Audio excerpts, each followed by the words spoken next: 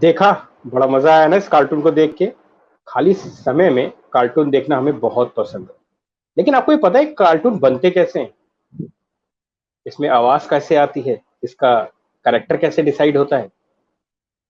इसीलिए हमने आज इस वेबिनार का आयोजन किया है। आज का वेबिनार का विषय है एनिमेशन एंड ग्राफिक्स, जो कि बहुत ही क्रिएटिव फील्ड है। क्रिएटिविटी की में विश्वास और बहुत कुछ कर गुजरने की चाह, तो आप एनिमेशन की दुनिया में अपना करियर बना सकते हैं। देश विदेश में आज तेजी से एनिमेशन का क्रेज बढ़ता जा रहा है।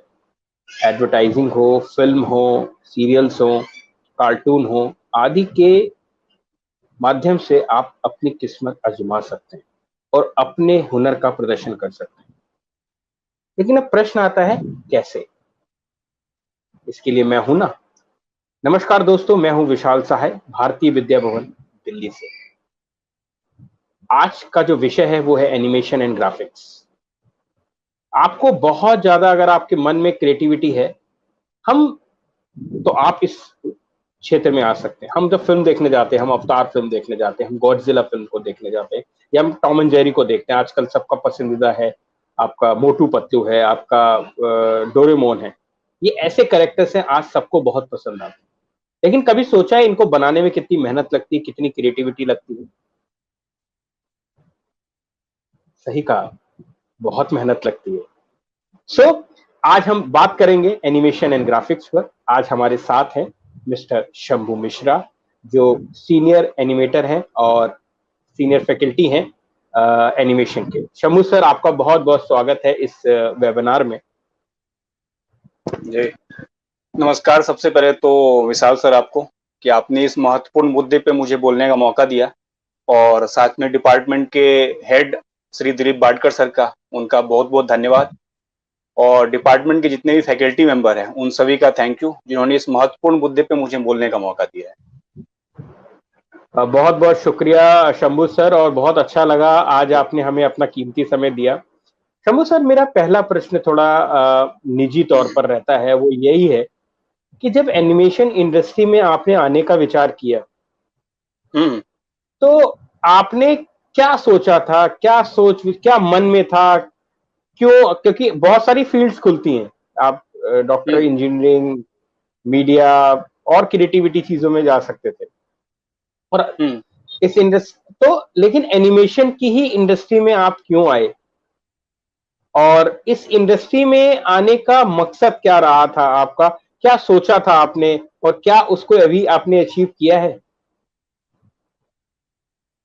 देखिए, सबसे पहले तो 2-3 सवाल हैं आपके इसमें कि एनिमेशन में क्यों आया मैं, और जो अचीवमेंट्स है मेरी हुई कि नहीं हुई है। काफ़ी हद तक हुई भी है और काफ़ी हद तक नहीं भी हुई है, जिसको आने वाले टाइम में मैं पूरा करूँगा। सबसे पहले तो ये है कि एनिमेशन है क्या, एनिमेशन में मैं क्यों आया? एनिमेशन एक क्रिएटिव फील्ड है। मेरे भी पेरेंट्स और पेरेंट्स की तरह मुझे बोलते थे कि तुम बैंक पीओ की तैयारी कर लो, या फिर तुम आईएएस बन जाओ ग्रेजुएशन के बाद, या आईपीएस बन जाओ, गवर्नमेंट जॉब सिक्योर है, सारी चीजें हैं। लेकिन मेरे मन में ये सवाल था हमेशा कि मैं अगर आईएएस या पीसीएस या बैंक पीओ या बैंक क्लर्क की जॉब कर लेता हूँ, तो मेरे अंदर जो क्रिएटिविटी है वो मैं कर पाऊंगा क्या? अब मैं छोटा सा एग्जांपल देता हूँ कि बैंक पीओ की अगर जॉब कर लेता मैं, तो आज बहुत ज्यादा तो आता होता तो ब्रांच मैनेजर बन जाता या रीजनल मैनेजर बन जाता। लेकिन एनिमेशन में जो चीज मैं लगभग 15 साल से मैं एनिमेशन फील्ड में हूँ, ग्राफिक्स में हूँ, वीएफएक्स में हूँ, तो 15 सालों में मैं जो कर पाया अभी तक, वो शायद मैं बैंक पीओ या आईएएस की जॉब में नहीं कर पाता। ये फैक्ट है, क्योंकि वहां पे आपको डेली रूटीन की जॉब करनी पड़ती है। आपको वहां पे आप अगर बैंक पीओ की जॉब करते हैं तो वहीं ड्राफ्ट बनाना या फिर जो एंट्री होती है वही सारी चीजें करनी पड़ती है। लेकिन एनिमेशन फील्ड में क्या आपको कि डेली आपको फ्रेशनेस मिलती है, यहाँ पे डेली आपको कुछ ना कुछ नया करने का मौका मिलता है। यही आपको एनिमेशन की दुनिया में खींच के लेके आता है, मैं आपको सही बताऊं। और अगर सैलरी पॉइंट ऑफ व्यू से अगर मैं बोलूं, क्योंकि मैं हमेशा यही बोलता हूं कि मैं सिर्फ पैसों के लिए काम करता हूं। ठीक है, क्रिएटिविटी है, लेकिन इस फील्ड के अंदर कई सारे लोगों के मन में ये सवाल रहता है कि एनिमेशन अगर मैं एज ए कैरियर चूज करता हूँ, एज ए ग्राफिक डिजाइनर में बनता हूँ, या एज ए वीएफएक्स आर्टिस्ट मैं अगर वर्क करता हूँ, तो सैलरी कितनी होगी? तो सैलरी की आप चिंता छोड़ दीजिए। एक आईएएस ऑफिसर जितना मंथ में कमाता है, उससे 2 गुना 3 गुना ज्यादा आप कमा सकते हैं। ये ऑनेस्टली मैं बता रहा हूँ, पहली बात। दूसरी बात जो है क्रिएटिविटी, अगर आपके अंदर क्रिएटिविटी है तो आप 101% इस फील्ड में आइए, एनिमेशन फील्ड में, चाहे ग्राफिक्स है चाहे वीएफएक्स है। आज मैं एक छोटा सा एग्जांपल देता हूँ आपको कि आजकल जो फिल्में बनती है बॉलीवुड की, चाहे साउथ की फिल्में बनती है या फिर रीजनल फिल्म में मराठी फिल्म की बात कर रहा हूँ या भोजपुरी फिल्म की बात करूँ या फिर आपका पंजाबी मूवी की बात करूँ, उन सब के अंदर बजट का, मैं फिर बोल रहा हूँ, बजट का 50% जो है अमाउंट वो खर्च किया जाता है वीएफएक्स के ऊपर, एनिमेशन के ऊपर। क्यों? क्योंकि आजकल इंडिया के जो ऑडियंस है, इंडिया की जो ऑडियंस है, उनकी मेंटलिटी बिल्कुल बदल चुकी है।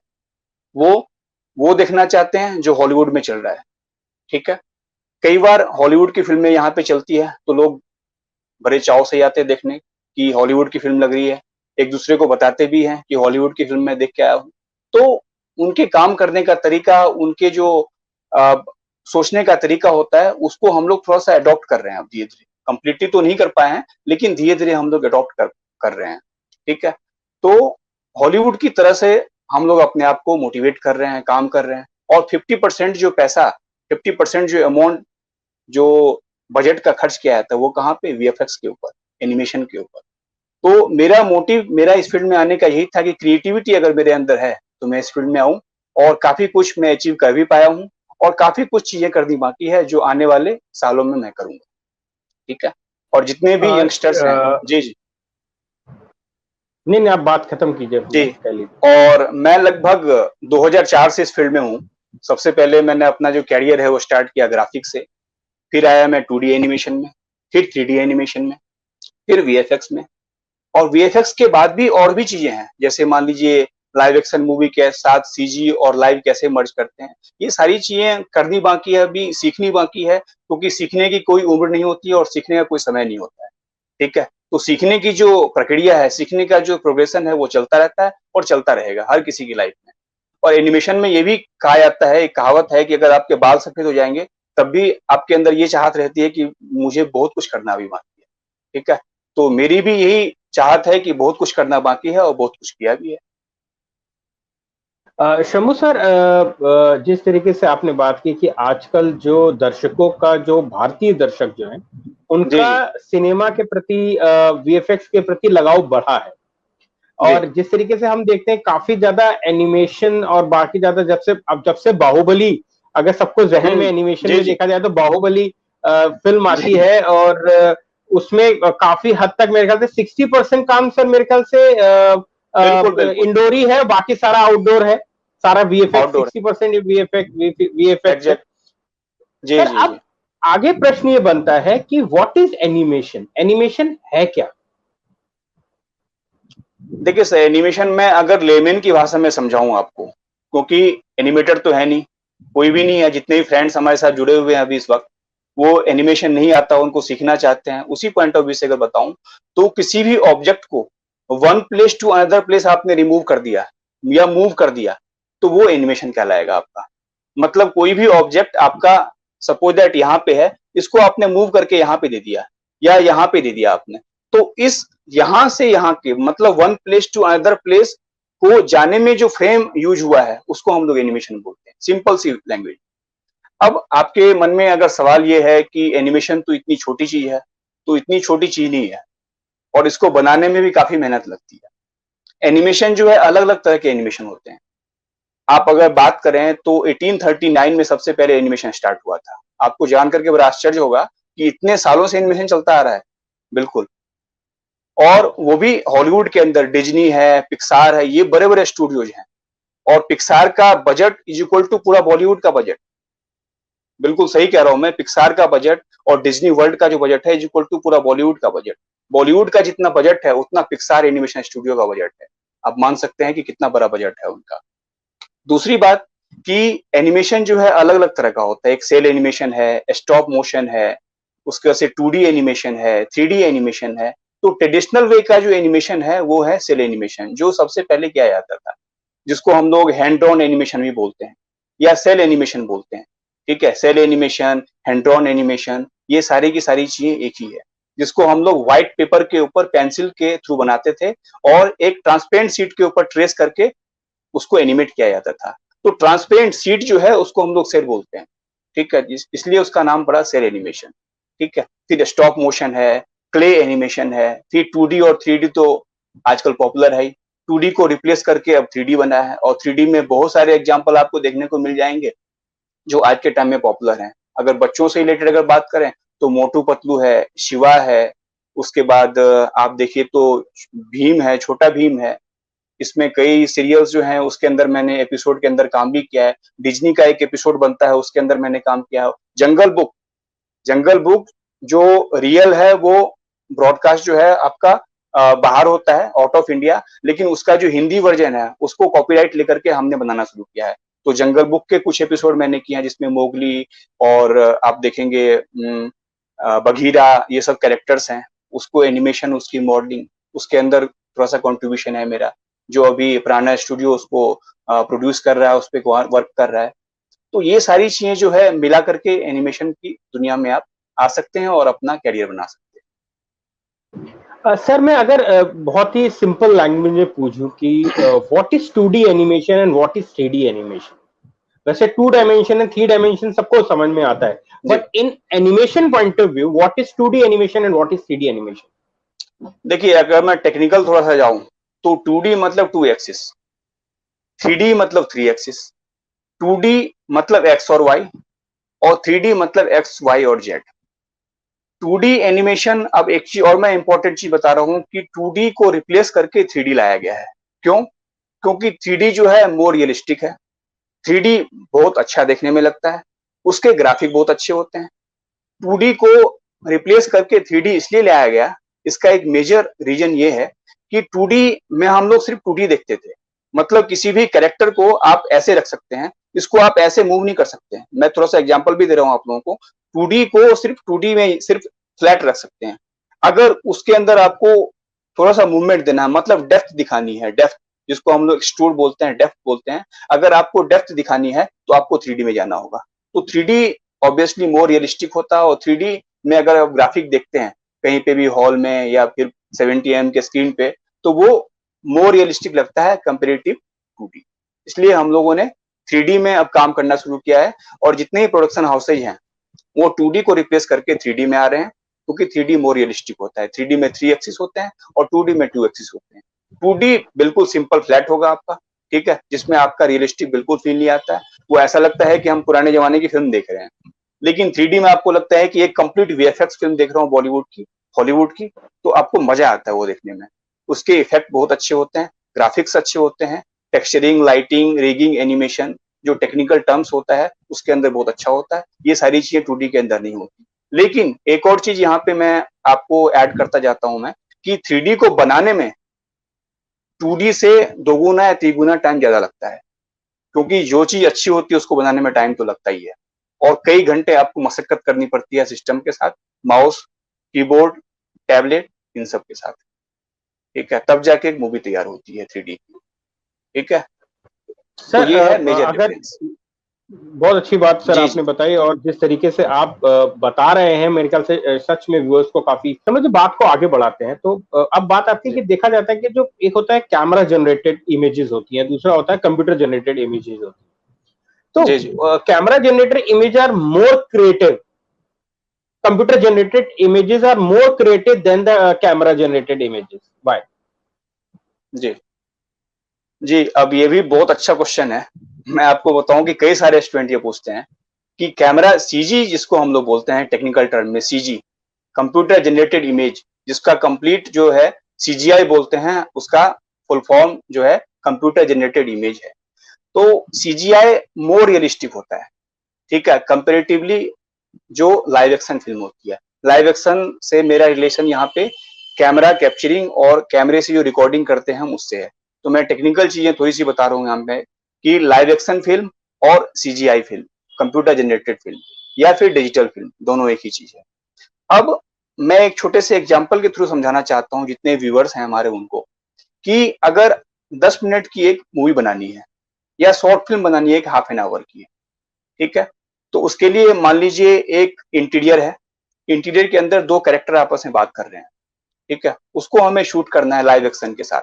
तो हमने क्या किया, लाइटिंग लगा दी, कैमरे से शूट कर लिया, हमने रिकॉर्डिंग कर ली, ठीक है। मान लीजिए आधे घंटे की मूवी है तो हमने उसको मान लीजिए 4 घंटे शूट कर लिया, 8 घंटे शूट कर लिया, ठीक है, एक दिन शूट कर लिया, उसमें से हाफ एन आवर का एडिटिंग करके निकाल लिया हमने, ठीक है। लाइव एक्शन में ऐसे जो बेसिक प्रोसीजर होता है ये होता है। लेकिन वहीं आप अगर डिजिटल फिल्म की बात करें, सीजी फिल्म की बात करें, तो सीजी फिल्म अगर हाफ एन आवर की बनानी है आपको, तो उसके लिए आपको कई घंटे नहीं कई दिनों तक मेहनत करनी पड़ेगी, और इसके लिए पूरी टीम चाहिए। आप पूरी टीम मतलब मॉडलिंग की अलग, टेक्सचरिंग की अलग, मतलब इसके अंदर एक अलग अलग डिपार्टमेंट्स हैं जिसमें आपको 3D एनिमेशन जो मूवी देखते हैं आप, उसको बनाने में जो मेहनत लगती है उसमें अलग अलग डिपार्टमेंट्स होता है, modelling, texturing, lighting, rigging, animation, character designing, video editing, sound editing, ये सारे के सारे डिपार्टमेंट जो हैं उसके लिए अलग अलग टीम आपको चाहिए, और वो टीम जो है कई महीनों तक मेहनत करती है, तब जाके आपको 3D मूवी देखने को मिलता है। तो 3D जो है मोर रियलिस्टिक इसलिए भी होता है क्योंकि वो टाइम टेकिंग है, उसको कंप्यूटर के थ्रू आप बना रहे हो, ठीक है, उसमें सारी चीजें अपने अकॉर्डिंग आप मूवमेंट कर रहे हो। अगर मान लीजिए टेक्सचरिंग आपको पसंद नहीं आ रही है तो आप अगले घंटे चेंज कर सकते हैं। बट लाइव एक्शन मूवी में अगर आपने एक बार शूट ले लिया, मान लीजिए आपने कैलिफोर्निया में शूट कर लिया, तो आप दोबारा नहीं जा सकते क्योंकि कॉस्ट बढ़ जाएगी आपकी, वहां पे फिल्म की बजट जो है बढ़ जाएगा वहां पे। लेकिन आप 3D मूवी के अंदर या CGI मूवी के अंदर आप क्या कर सकते हैं कि आप टेक्सचरिंग अगले घंटे चेंज कर सकते हैं। तो ये सारी की सारी चीजें पॉसिबिलिटी जो है आपको 3D के अंदर मिलती है, इसलिए CGI जो है या कंप्यूटर जनरेटेड इमेज या डिजिटल फिल्म मेकिंग जो है मोर रियलिस्टिक होता है, उसको अपने अकॉर्डिंग चेंज कर सकते हैं, अपने हिसाब से कर सकते हैं, और सब कुछ यहाँ पे प्रोडक्शन पाइपलाइन के थ्रू होता है जिसमें प्री प्रोडक्शन, प्रोडक्शन और पोस्ट प्रोडक्शन के थ्रू सारी चीजें हम लोग करते हैं। तो CGI जो है मोर रियलिस्टिक होता है compare than live action movie. ये बात तो सही है सर कि जिस तरीके से एनिमेशन की जब से इंडस्ट्री में जो फिल्म मेकिंग में आई को इसको ज्यादा से ज्यादा, पहले इतना ज्यादा एनिमेशन नहीं यूज किया जाता था, लेकिन आजकल जितना ज्यादा हॉलीवुड में एनिमेशन का यूज हो रहा है, भारत में उसका चलन कम है लेकिन वो धीरे धीरे बढ़ रहा है। इस क्षेत्र में काफी एनिमेटेड मूवीज आ रही हैं, लोगों का इंटरेस्ट जाग रहा है और लोगों को अच्छा भी लग रहा है कि इंस्टेड हम शूटिंग में ज्यादा खर्चा करें, हम ज्यादा चीजों को रोकें, इंस्टेड हम सारा एनिमेशन में कर लेते हैं, उसको ज्यादा बेहतर चीजें लगती हैं। तो सर एक अब प्रश्न यहाँ पे ये आता है कि अगर मुझे एनिमेटर बनना है, और तो मुझे क्या क्या क्वालिटीज अपने अंदर देखनी पड़ेंगी कि मैं ये चीज बेहतर कर सकता हूं, कि मैं एक अच्छे एनिमेटर के लिए क्या क्या क्वालिटीज की जरूरत है। अगर मैं मान लीजिए 12th के पास मैं इस फील्ड में आना चाहता हूं, तो मुझे कोई कोर्स करना चाहिए, मुझे कैसे शुरुआत करनी चाहिए? देखिए सर, पहली बात तो ये है कि अगर मुझे एनिमेटर बनना है, और मैं एनिमेटर ही नहीं, यहाँ पे 2-3 पॉइंट और ऐड करना चाहता हूँ। कई सारे स्टूडेंट्स 12th के बाद सबसे पहले तो ढूंढते हैं कि एक बेस्ट इंस्टीट्यूट मुझे मिले जहाँ पे मुझे पॉलिश किया जाए, मुझे सिखाया जाए और मुझे बेस्ट जॉब मिले। हर स्टूडेंट का यही क्वेश्चन होता है कि सर इसके बाद कितने रुपए की नौकरी मिलेगी। बट मैं ये कहता हूँ पहले आप इंटरेस्ट से सीख तो लो पहले, उसके बाद आप जॉब की चिंता करना, जॉब तो मिल ही जाएगी आपको। अगर आपके पास अगर काबिलियत है तो आपको आगे बढ़ने से कोई रोक नहीं सकता है, और ना आपको रेफरेंस की जरूरत है। मैं आपको बताऊं 15 साल से मेरा इस फील्ड में कोई भी नहीं है इस फैमिली में, और मैं अपने बल पे आगे बढ़ता जा रहा हूँ। अब मेरे अंदर काबिलियत है कि नहीं है ये मैं अपने मुंह से अपनी तारीफ नहीं करूंगा, लेकिन मैं आगे बढ़ता जा रहा हूँ, रेफरेंस की जरूरत नहीं है मुझे।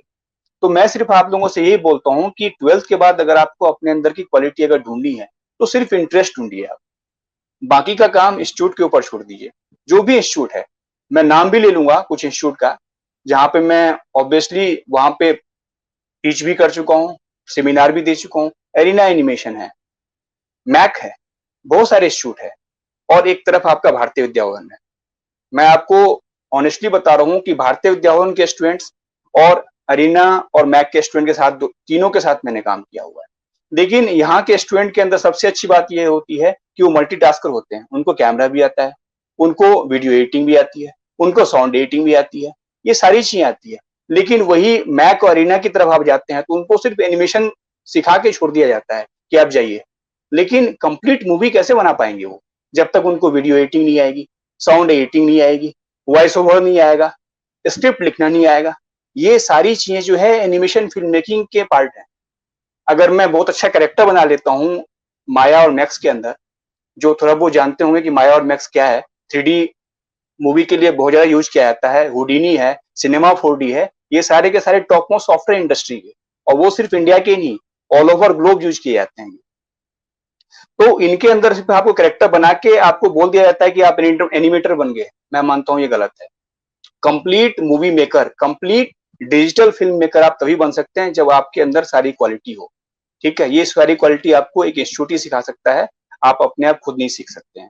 तो सवाल ये है कि 12th के बाद आपको अपने अंदर सिर्फ इंटरेस्ट ढूंढना है। अगर इंटरेस्ट है एनिमेशन में, ग्राफिक्स में, वीएफएक्स में, तो आप किसी भी इंस्टीट्यूट, ऐसे इंस्टीट्यूट का चुनाव कर सकते हैं जो जिसके अंदर ये सारी क्वालिटी हो, जिसके अंदर अपना स्टूडियो हो, जिसके अंदर ग्रीन स्क्रीन स्टूडियो हो, जिसके अंदर ऑडियो रिकॉर्डिंग स्टूडियो हो। क्योंकि आप अगर कोई मूवी बनाते हैं, कोई एक शॉट लेते हैं, तो आपको ऑडियो रिकॉर्डिंग चाहिए, वहां पे माइक चाहिए, मिक्सर चाहिए। ये सारी चीजें जहाँ पे होती है, वहां पे आप जाकर के ट्रेनिंग ले सकते हैं और आप बेस्ट एनिमेटर बन सकते हैं। इस इंडस्ट्री में आपको आगे बढ़ने से कोई रोक नहीं सकता है। तो 12th के बाद आपको सिर्फ अपने अंदर इंटरेस्ट ढूंढना है, बाकी का काम इंस्टीट्यूट के ऊपर छोड़ दीजिए आप। वहां के फैकल्टी आपको हेल्प करेंगे और बेस्ट बनाएंगे आप। शमु सर, आपने जिस तरीके से एक 12th के बाद किस तरीके से हम शुरुआत कर सकते हैं उन पे बात की, तो मेरा अगला प्रश्न सर इसी से है कि आप हर व्यक्ति का होता है कि हाउ इजी और difficult to become a animation maker, कितना इजी है और कितना कठिन, डगर पनघट की कितनी डगर मुश्किल है इसमें? देखिए सर, अगर इंटरेस्ट हो तो आदमी कुछ भी कर सकता है, और अपने अंदर चाहत हो अगर उसके अंदर, तो वो कुछ भी कर इंटरेस्ट के सकता है। साथ क्रिएटिविटी दोनों चीज लेना चाहिए कि क्रिएटिविटी भी और प्लस इंटरेस्ट। क्रिएटिविटी तो है। मैं बताऊं, सबसे पहले अगर हम लोग बात करें एनिमेटर बनने के लिए, तो एनिमेटर बनने के तो पहले इंटरेस्ट चाहिए। क्रिएटिविटी तो हमारा इंस्टीट्यूट सिखाएगा वहां पे, मैं आपको बताऊं। क्योंकि अगर क्रिएटिविटी होती, ये सारी चीजें अगर होती, तो हम किसी इंस्टीट्यूट में क्यों जाते सीखने के लिए। और क्रिएटिविटी तो है ही, क्योंकि क्रिएटिविटी अगर नहीं होगी तो आप बेस्ट एनिमेटर तो नहीं बन सकते हैं, क्योंकि क्रिएटिव फील्ड है ये। और मोस्ट क्रिएटिविटी अगर आपके अंदर नहीं है तो आप तो आगे बढ़ नहीं सकते हैं। लेकिन इंटरेस्ट जरूर होना चाहिए, और क्रिएटिविटी दोनों अगर साथ में है आपके, तो आप बहुत अच्छा काम कर सकते हैं। और बड़ी बड़ी मूवी बन रही है आपकी, उसके अंदर आप काम कर सकते हैं। जितने वीएफएक्स सुपरवाइजर हैं, वीएफएक्स सुपरवाइजर जैसे रावण है, बाहुबली है, और एडवर्टाइजमेंट की अगर बात करूं मैं हर स्टूडेंट को और जितने भी मेरे अभी व्यूअर्स सुन रहे हैं, उनको मैं यही सिर्फ सलाह देना चाहता हूं कि एडवर्टाइजिंग के अंदर बहुत ज्यादा पैसा है आज के टाइम में। आप अगर एनिमेशन सीखने के बाद अगर एनिमेशन को आप एडवर्टाइजिंग में अगर यूज करते हैं, तो आपसे ज्यादा बेस्ट एनिमेटर नहीं हो सकता है। क्योंकि एडवर्टाइजिंग में पहले भी एनिमेशन यूज किया जाता था और अब भी किया जाता है, लेकिन अब की जो क्रिएटिविटी है वो देखिए आप। और इस फील्ड में जब आप आते हैं, तो आपको स्पेशली बोला जाता है कि फिल्में देखिए आप, गेम देखिए आप। क्योंकि गेम डिजाइनिंग, फिल्में बनानी या एडवर्टाइजिंग बनाना आप तब सीखेंगे जब आप देखेंगे उसको। ठीक है, तो इस फील्ड में आने के बाद आपको बोला जाता है कि फिल्में देखिए आप, गेम देखिए आप, उसके बाद एडवर्टाइजमेंट देखिए आप। क्योंकि इंडियन जो मेंटलिटी होती है ये, कि कोई सीरियल देख रहे हैं या कॉमेडी नाइट विद कपिल देख रहे हैं, एडवर्टाइजमेंट आया स्किप कर दिया उसको। नहीं, जितने भी एनिमेटर्स हैं या डिजाइनर्स जो बनना चाहते हैं, वो एडवर्टाइजिंग जरूर देखिए आप। उससे आपको बहुत सारी क्रिएटिविटी आपको मिलेगी। और क्रिएटिविटी कहाँ से आएगी? क्रिएटिविटी का कोई स्कूल नहीं है। क्रिएटिविटी आपको इन्हीं चीजों से, मीडियम से मिलेगी। आपको यूट्यूब पे बहुत सारे जो मेकर्स हैं, वो अपना अपना वीडियो मेकिंग बना के डालते हैं। बाहुबली की मेकिंग देख लीजिए आप कि कैसे उन्होंने काम किया हुआ है। रावण की मेकिंग देख लीजिए आप हॉलीवुड की मूवी जैसे हल्क है, अवतार है, ट्रांसफॉर्मर्स है, ट्रांसफॉर्मर 1 2 3 जितने ही पार्ट है वो देखिए आप। कमाल का काम किया हुआ उन्होंने। ठीक है, उस तरह का कमाल का काम हम लोग नहीं कर पा रहे हैं अभी। क्यों? क्योंकि या तो हमारे यहाँ आर्टिस्ट नहीं है, या फिर हमारी जो ऑडियंस है वो देखना नहीं चाहती है। ठीक है, तो ऑडियंस को इस पॉइंट पे हमें लेके आना होगा कि ये हमारी फिल्में हैं और इसको आप देखिए। इससे एक समाज में परिवर्तन लेके आया जा सकता है, और ये जो है चीजें आपको फ्रेश कर सकती हैं, आपको एक नई चीजें दे सकती हैं। तो उसके लिए हमारी जो ऑडियंस है उसको तैयार करना होगा। क्योंकि यहाँ पे मुझे ये जान के बड़ा आश्चर्य होता है कि दबंग 1 2 3 इस तरह की फिल्में चलती है, लेकिन अवतार जैसी फिल्में बहुत अच्छा बिजनेस नहीं कर पाती है। क्यों? क्योंकि हम देखना ही वही चाहते हैं। ठीक है, तो जो ऑडियंस देखेगी वही तो हम दिखाएंगे, है ना। तो सर ये क्रिएटिविटी, थोड़ा इंटरेस्ट के ऊपर, जी जी, बाकी जो हम्म, जो व्यूअर है वो अभी एनिमेशन के पहले फील्ड्स पे ज्यादा नहीं। अब आप देखें तो बाहुबली जैसी फिल्म के बाद, आने हम्म, के बाद एनिमेशन की इंडस्ट्री में काफी बूम आया। बिल्कुल फिल्म्स में बिल्कुल बूम एनिमेशन, आया है। आप इवन आप जो छोटा जो प्लेटफॉर्म, आप जो मोबाइल पर जो फिल्मी दुनिया जो जिस तरीके से आई, उसमें आप हम्म, देख रहे हैं कितना एनिमेशन आ रहा है, कितना बेहतरीन बिल्कुल तरीके बिल्कुल से वो लाइटिंग का इफेक्ट हो रहा है, जितना ज्यादा क्रिएटिविटी वो काफी आ रहा है, इंटरेस्ट, बिल्कुल चीजें डेवलप बिल्कुल हो रही बिल्कुल, हैं। धीरे धीरे टाइम लगेगा उसको, बट हो रही है ऑब्वियसली। चलिए, मैं ये जी, एक बात और बताना चाहता हूँ कि जिस तरीके से आप अपने आप को तैयार करना चाहते हैं 12th के बाद इस फील्ड के लिए, इस क्रिएटिव फील्ड के लिए, हम्म, तो हमारे जो हम्म, प्रोस्पेक्टस के अंदर एक पॉइंट है जिसको मैं आपको दिखाना चाहता हूँ। Are you ready to act? इसके अंदर ये पॉइंट्स है, आप इसको पढ़े, प्रोस्पेक्टस को डाउनलोड करके आपको समझ में आएगा। उसमें बहुत सारी चीज लिखी है। अगर ये सभी चीजें आप अपने अंदर पाते हैं तो उसमें लिखा है, if you have answered yes to all these questions, then you are ready to act, take admission and realise your dreams. अगर आप सपने को पूरा करना चाहते हैं तो आपको ये समझना पड़ेगा कि आपको इस इंडस्ट्री के लिए तैयार होना पड़ेगा। जिस तरीके से शम्मू सर ने बताया कि आपको इंटरेस्ट को डेवलप करना है, आप जी, क्रिएटिव तो हैं तभी इस फील्ड में आए हैं, पर अगर आप इंटरेस्ट लूज करेंगे, आपको जो भी आपके गुरुवर सिखाते हैं, टीचर्स सिखाते हैं, देखिए ये जितनी क्रिएटिव फील्ड्स हैं, मेरे ख्याल से शम्मू सर, अब मैं सही कह रहा हूं कि ये सारी बिल्कुल चीजें बिल्कुल, बहुत ज्यादा मेहनत मांगती हैं। बेसिक, जी जी। मोटा मोटा मैं ये नहीं कह रहा 1 2 3 करके, बट एक ओवरऑल सिस्टम्स के लिए अगर थोड़ा सा हार्डवेयर की बात करें तो वो कौन से या कौन सी चीजें लेना हमें ज्यादा प्रेफरेबल रहता है? देखिए सर, मैं सिस्टम की अगर बात करूं तो इस फील्ड में आने के बाद आपको हार्डवेयर की भी नॉलेज होनी चाहिए।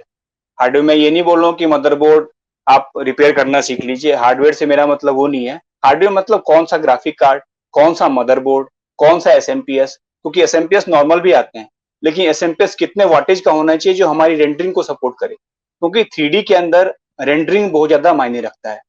ठीक है, जब टेक्निकल कुछ है चीज ये कि रेंडरिंग क्या चीज होती है, जो हम लोग फाइनल आउटपुट निकालते हैं उसको हम लोग टेक्निकल टर्म में 3D में बोलते हैं रेंडरिंग, और उसके बाद उसकी एडिटिंग करते हैं प्रीमियर, एफसीपी या फिर जो भी हमारे एविड सॉफ्टवेयर हैं एडिटिंग के, उस पे करते हैं। ठीक है, तो हार्डवेयर की अगर मैं बात करूं तो अगर हार्डवेयर इधर उधर से परचेज करने की बजाय अगर आपके बजट है तो आप वर्क स्टेशन लीजिए। आप वर्क स्टेशन क्यों? क्योंकि वो थोड़ा सा एक्सपेंसिव होता है, लेकिन ये वन टाइम इन्वेस्टमेंट होता है हार्डवेयर का। आप बार बार तो लेंगे नहीं, अगर लेते हैं तो 5 ईयर 10 ईयर तक आप उसको यूज करेंगे और एंटरिंग करते रहेंगे, उससे यूज करते रहेंगे। तो work station different different company के हैं, डेल का है, प्रेसिजन है, लेनोवो का थिंक स्टेशन है। ये दोनों कंपनियां जो है बेस्ट होती हैं। इसमें क्या होता है कि एसएमपीएस या ग्राफिक कार्ड इंजीनियर्स अपने अकॉर्डिंग लगाए हुए होते हैं, मतलब कौन सा ग्राफिक या कौन सा एसएमपीएस या कौन सा मदरबोर्ड किस पार्ट के साथ कंपेटिबल है, ये उनको पता होता है। ये हमें नहीं पता है, क्योंकि मान लीजिए आपने मदरबोर्ड के अंदर 250 वॉट का एसएमपीएस लगा दिया, वो फिर वर्क नहीं करेगा। हो सकता है उस मदरबोर्ड के साथ 600 वॉट का एसएमपीएस चाहिए, कूलर मास्टर का एसएमपीएस चाहिए, तो वो अपने अकॉर्डिंग कंपेटिबल होकर के लगाते हैं, वर्क स्टेशन तैयार करते हैं।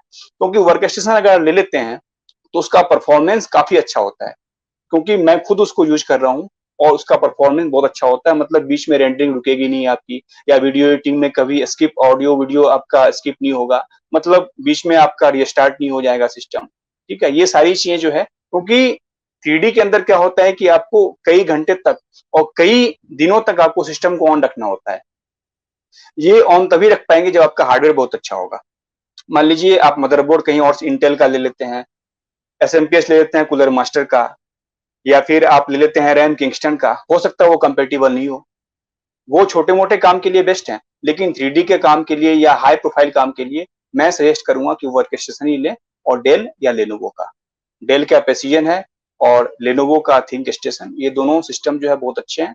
मैंने खुद यूज किया हुआ है और बहुत अच्छा परफॉर्म करते जिस तरीके से मेरे ख्याल से विष्णु जी आपकी बात समझ में आ गई होगी, पर वैसे अगर आप किसी इंस्टीट्यूशन से हैं, अगर आप फ्रीलांस के तौर पे देखें तो शम्मू जी ने आपको बता ही दिया। अगर आप किसी इंस्टीट्यूशन के होते हैं तो वहां के जो टीचर्स होते हैं तो वो आपको गाइड कर देते हैं कि जब आपको कोई नया सिस्टम, वैसे इंस्टीट्यूशन में सिस्टम लेने की जरूरत नहीं पड़ती, उनके पास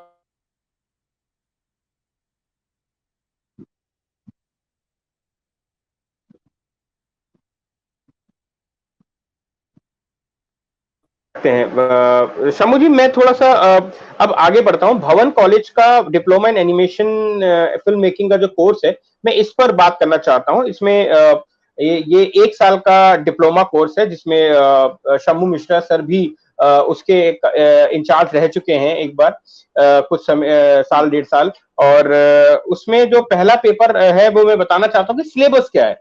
और ये इंडस्ट्री बेस्ड सिलेबस है, जिसकी डिमांड इंडस्ट्री के अंदर है, वही चीज इसके अंदर इसमें किया गया है। पहला पॉइंट आता है फंडामेंटल्स ऑफ कंप्यूटर। दूसरा पेपर है film making of animation. Software skill, जिसके अंदर आपका विंडोज है, ऑफिस है, ये सब चीज, फोटोशॉप, ये सब चीजें इसके अंदर आती है। सॉफ्टवेयर स्किल 2, जिसके अंदर आपके पास जो एडवांस लेवल के जो सॉफ्टवेयर हैं वो आ जाता है। लाइफ मैनेजमेंट, अगर आप बहुत अच्छे एनिमेटर हैं पर शायद आपको एक अच्छा इंसान भी होना, तो उसके लिए लाइफ मैनेजमेंट है। और आपको पता है कि एनिमेशन फील्ड के अंदर स्केचिंग एंड ड्राइंग की कितनी जरूरत है। जरूरी नहीं आप बहुत सुंदर, बहुत बड़े स्केचर हो, लेकिन आपको बेसिक स्केचिंग भी इसके अंदर सिखाई जाती है कि आप उसको भी सीख सके। इसके बाद थर्ड स्टेज के जो सॉफ्टवेयर आते हैं और ज्यादा है, जिसमें एडिटिंग के सॉफ्टवेयर भी आ जाते हैं। इसके बाद आपके पास post production plus sound of animation. देखिए, एनिमेशन एक चीज है, प्लस आपको साउंड पे भी काम करना है, उसकी एडिटिंग पे भी काम करना है। ये सारी चीजें इसके साथ दिए जाते हैं। इसके साथ आपके पास कई सारे असाइनमेंट्स आपके रिलेटेड होते हैं, कई सारे प्रोजेक्ट आपको बनाने पड़ते हैं। शम्भू सर, शायद प्रोजेक्ट और असाइनमेंट पे आप ज्यादा अच्छे से बता पाए व्यूअर्स को। जी, प्रोजेक्ट तो और असाइनमेंट ये दोनों ही बड़े इंपॉर्टेंट हैं।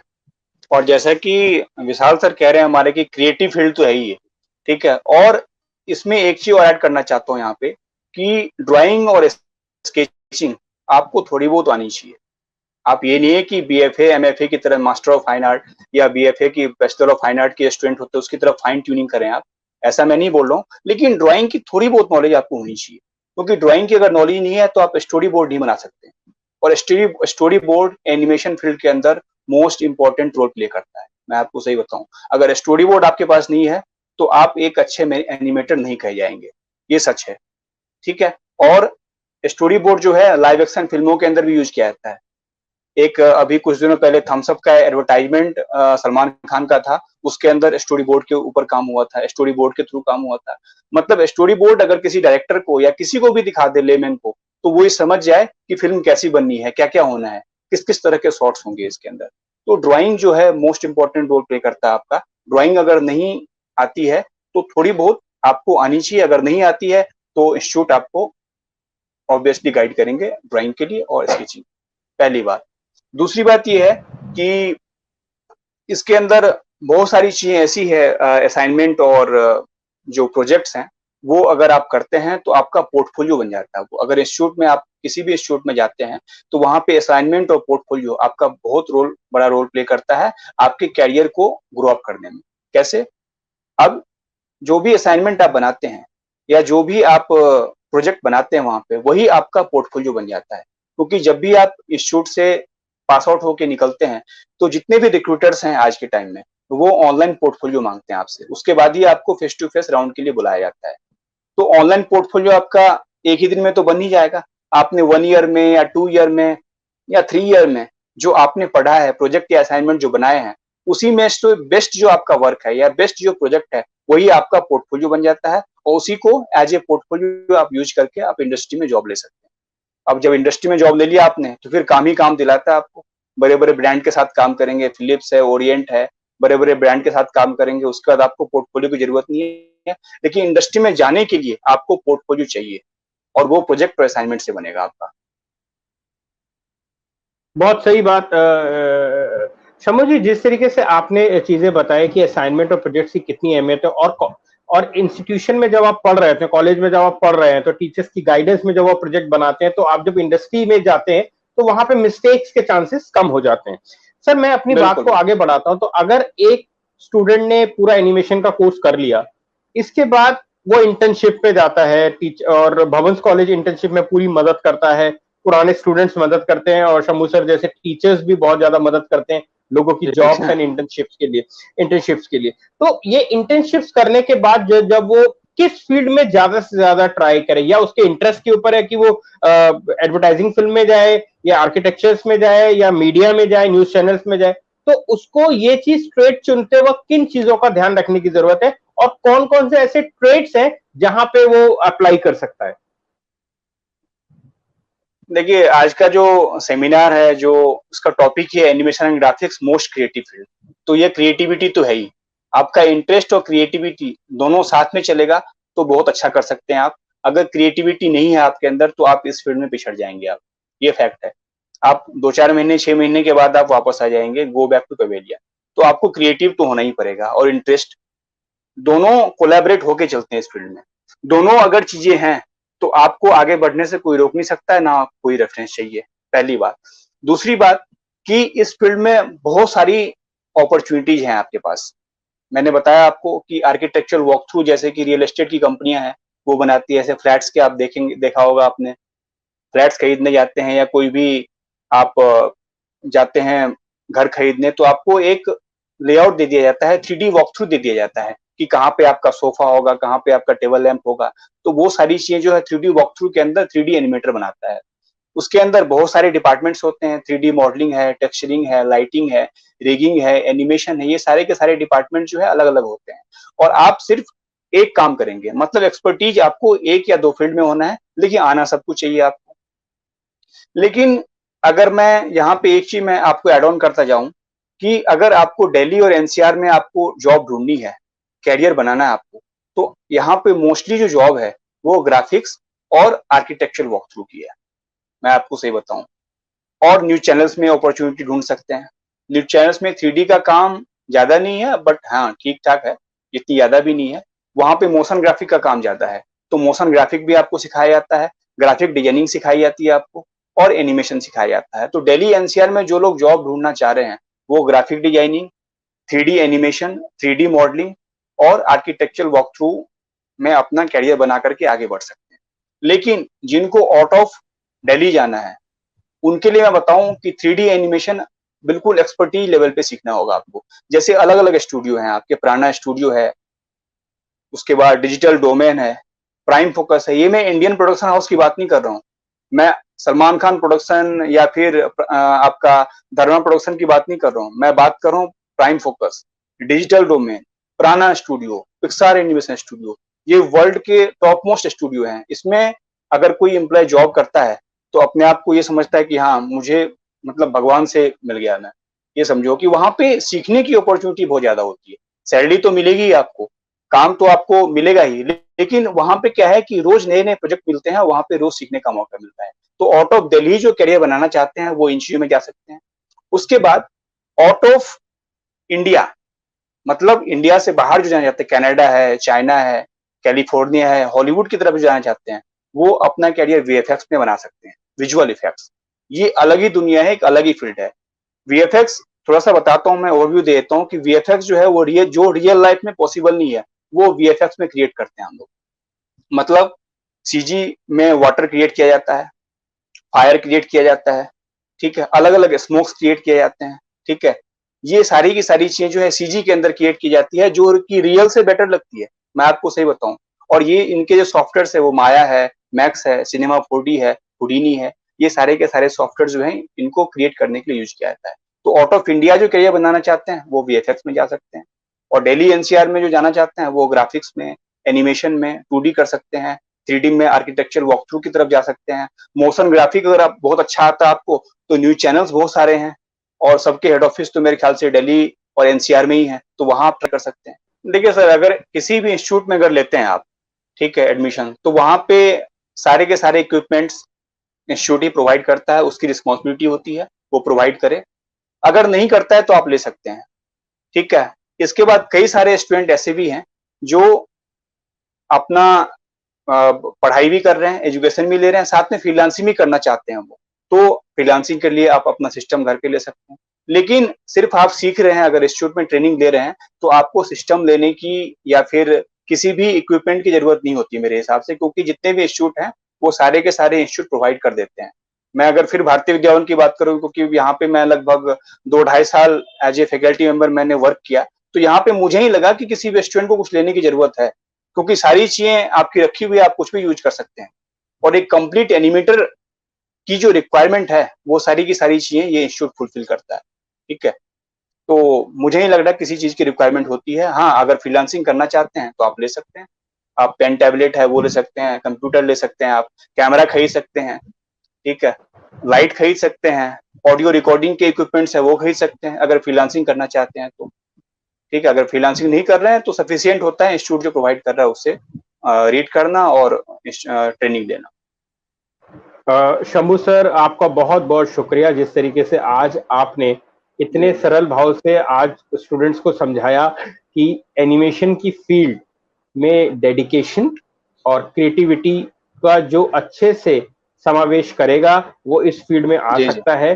सैलरी जितनी आप सोच भी नहीं सकते उसकी सैलरी मिल सकती है, बिल्कुल मेहनत करने बिल्कुल। वालों को मैंने मिल सकती है। मैंने एग्जाम्पल ही दिया कि एक आईएएस ऑफिसर की जितनी सैलरी होती है उससे दोगुनी सैलरी एक वीएफएक्स सुपरवाइजर को मिलता है। जो रावण के सुपरवाइजर हैं वीएफएक्स सुपरवाइजर, या बाहुबली के सुपरवाइजर हैं, वो एक दिन में जितना कमाते हैं उतना आईएएस ऑफिसर पूरे मंथ में भी नहीं कमाता होगा। आप अंदाजा लगा सकते हैं कि कितनी सैलरी होगी। जैसा कि मैंने शुरुआत में भी कहा था कि क्रिएटिविटी को हम किसी भी मूल्यों से नहीं तोल सकते, हम जी अपने आप को अपनी मेहनत कर सकते हैं और वो आपको करनी है। शंभू सर, जी जी बहुत जी। बहुत शुक्रिया।